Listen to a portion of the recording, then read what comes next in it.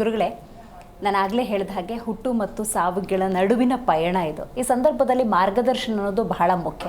ಮಾರ್ಗದರ್ಶನ ಅಂದಾಗ ಗುರು ಮುಖೇನ ಸಿಕ್ಕಿದ್ರೆ ಅದು ಫಲಪ್ರದ. ಹಾಗಾಗಿ ಕನಕದಾಸ ಜಯಂತಿ ಕೂಡ ಈ ಸಂದರ್ಭದಲ್ಲಿರೋದ್ರಿಂದಾಗಿ ಆ ಗುರುವಿನ ಪಾತ್ರ ಮತ್ತು ಕನಕದಾಸರ ಕೀರ್ತನೆಗಳ ಮೂಲಕ ಜೀವನ ಸಾರವನ್ನು ಏನು ತಿಳಿಸ್ಕೊಟ್ಟಿದ್ದಾರೆ, ನೀವೇನು ಹೇಳಕ್ಕೆ ಬಯಸ್ತೀರಿ ಅಂತ? ಖಂಡಿತ. ದಾಸ ಸಾಹಿತ್ಯ ಅಂತ ತಕ್ಷಣ ನೆನಪಾಗುವಂಥದ್ದು ಕನಕದಾಸರ ಹೆಸರು ಪ್ರಥಮವಾಗಿ ಬರುತ್ತೆ. ಮತ್ತು ಕನಕದಾಸರ ಹೆಸರು ಕೇಳಿದ ತಕ್ಷಣವೇ ಪೂಜ್ಯರಾಗಿರ್ತಕ್ಕಂತಹ ಕನಕದಾಸರನ್ನು ಸ್ಮರಿಸುತ್ತಾ ಅವರ ಹಲವಾರು ವಿಶೇಷತೆಗಳು, ಒಂದು ಕಾಗಿನೆಲೆ ನೆನಪಾಗತ್ತೆ, ನಂತರದಲ್ಲಿ ಕನಕನ ಕಿಂಡಿ ನೆನಪಾಗತ್ತೆ, ವಿಶೇಷವಾಗಿ ದಾಸ ಸಾಹಿತ್ಯ ಅನ್ನುವಂಥದ್ದು. ಇವತ್ತು ನಮ್ಮ ಜನಮಾನಸದಲ್ಲಿರುವಂತಹ ಹಲವು ಭಜನೆಗಳಿಗೆ ನಾವು ಮೂಲ ಅಂತ ಹುಡುಕಿದರೆ ಕನಕದಾಸರು ಸಿಗ್ತಾ ಹೋಗ್ತಾರೆ. ಅದೆಲ್ಲವೂ ಕೂಡ ಅತಿ ಹೆಚ್ಚು ವೀಕ್ಷಕರಿಗೆ ಫೆಮಿಲಿಯರ್ ಆಗಿರುತ್ತೆ. ಹಾಗಾಗಿ ಇದರ ರಚನೆ ಯಾರದ್ದು ಅನ್ನುವಂಥದ್ದು, ಆ ಎಲ್ಲ ದಾಸ ಸಾಹಿತ್ಯಗಳಲ್ಲೂ ಇರತಕ್ಕಂಥದ್ದು ವಿಶೇಷವಾಗಿ ಭಕ್ತಿ ಪ್ರಧಾನ, ಶ್ರದ್ಧೆ ಅನ್ನುವಂಥದ್ದು. ಹಾಗಾಗಿ ಈ ಕನಕನ ಕಿಂಡಿಯನ್ನು ವಿಚಾರವನ್ನೇ ತೆಗೆದುಕೊಂಡರೂ ಕೂಡ ನಮಗೆ ಭಕ್ತಿಯ ವಿಚಾರ ಕಾಣುತ್ತೆ.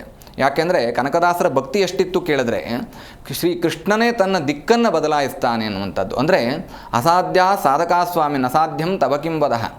ಇಲ್ಲಿ ಭಕ್ತಿ ಹೊಂದಿದ್ರೆ ಏನನ್ನು ಬೇಕಾದರೂ ಸಾಧಿಸಬಹುದು, ಭಗವಂತನನ್ನು ಹೇಗೆ ಬೇಕಾದರೂ ಒಲಿಸಿಕೊಳ್ಳಬಹುದು ಅನ್ನುವಂಥದ್ದಕ್ಕೆ ಪ್ರತ್ಯಕ್ಷ ನಿದರ್ಶನವೇ ಶ್ರೀ ಪೂಜ್ಯ ಕನಕದಾಸರು. ಹಾಗಾಗಿ ಅವರ ಜಯಂತಿ ಇದೆ, ಅವರ ಸ್ಮರಣೆಯನ್ನು ಮಾಡ್ತಕ್ಕಂಥದ್ದು, ಅವರ ಕುರಿತಾಗಿ ನಾವು ಪ್ರಾರ್ಥನೆಗಳನ್ನ ಮಾಡ್ತಕ್ಕಂಥದ್ದು, ಮತ್ತು ವಿಶೇಷವಾಗಿ ಅವರ ಆಚಾರ ವಿಚಾರಗಳನ್ನು ನಮ್ಮ ಜೀವನದಲ್ಲಿ ಅಳವಡಿಸಿಕೊಳ್ತಕ್ಕಂಥದ್ದು. ಈ ವಾರದ ವಿಶೇಷತೆಗಳಲ್ಲಿ ಕನಕದಾಸರ ಬಗ್ಗೆ ಎಷ್ಟು ನಾವು ಅಂದರೆ ಹಾಡಿ ಹೊಗಳಿದ್ರೂ ಸಾಲದು. ಹಾಗಾಗಿ ಒಂದು ಶ್ರದ್ಧೆಯ ವಿಚಾರ, ಭಕ್ತಿಯ ವಿಚಾರ, ಉಡುಪಿ ನೆನಪಾಗತ್ತೆ.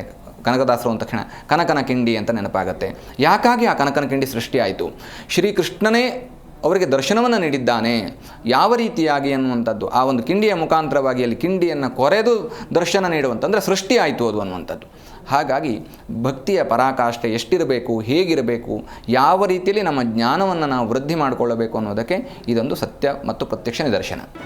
ಜಿ ಕನ್ನಡ ನ್ಯೂಸ್ ಈಗ ನಿಮ್ಮ ಮನೆಯಲ್ಲೇ ನೋಡಿ, ಎಲ್ಲ ಕೇಬಲ್ಗಳಲ್ಲಿ ಈಗ ಲಭ್ಯ.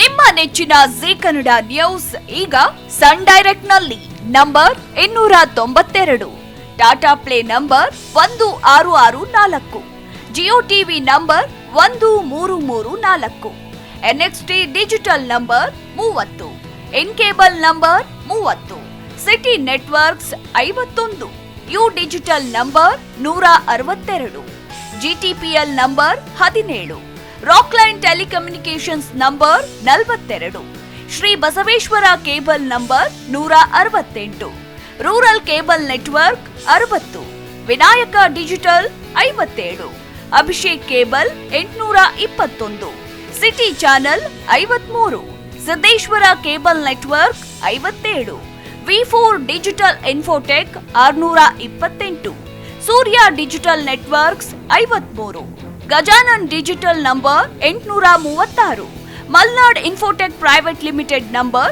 56, Metrocast number 830, victory digital number 167ರಲ್ಲಿ ನೋಡಿ ಆನಂದಿಸಿ.